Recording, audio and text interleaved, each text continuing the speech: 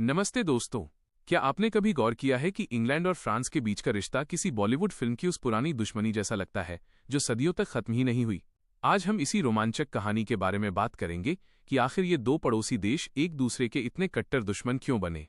कहानी की शुरुआत करीब 1000 साल पहले होती है, जब साल 1066 में एक फ्रांसीसी ड्यूक विलियम द कॉन्करर ने इंग्लैंड को जीत लिया। यहीं से एक ऐसी अजीब उलझन शुरू हुई जहां इंग्लैंड का राजा फ्रांस में भी जमीन का मालिक था और तकनीकी रूप से फ्रांसीसी राजा के अधीन था। आप सोच सकते हैं कि दो अहंकारी राजाओं के बीच यह स्थिति कितनी तनावपूर्ण रही होगी। इसी खींचतान ने जन्म दिया 100 Years वॉर, यानी 100 साल तक चलने वाली उस जंग को, जिसने इन दोनों देशों को हमेशा के लिए एक दूसरे के खिलाफ खड़ा कर दिया। जैसे जैसे वक्त बदला, ये दुश्मनी सिर्फ जमीन से निकलकर धर्म और विचारधारा तक पहुंच गई। जहां इंग्लैंड एक प्रोटेस्टेंट देश बन गया, वहीं फ्रांस कैथोलिक रहा।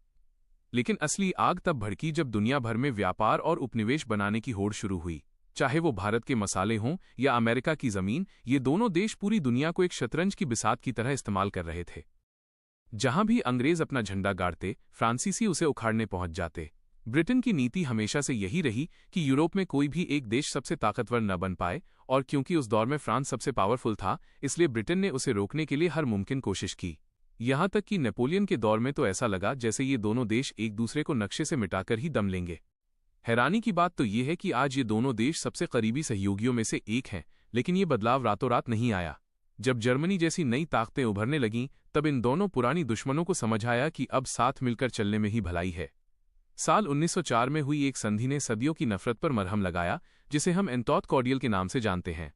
आज इनके बीच भले ही फुटबॉल के मैदान पर या राजनीति में नोकझोंक होती रहती हो, लेकिन वो पुरानी कड़वाहट अब एक दोस्ताना कंपटीशन में बदल चुकी है। तो दोस्तों, इतिहास की ये उलझी हुई कहानी आपको कैसी लगी? क्या आपको लगता है कि भविष्य में ऐसी पुरानी दुश्मनियां फिर से उभर सकती हैं? हमें कमेंट्स में जरूर बताएं।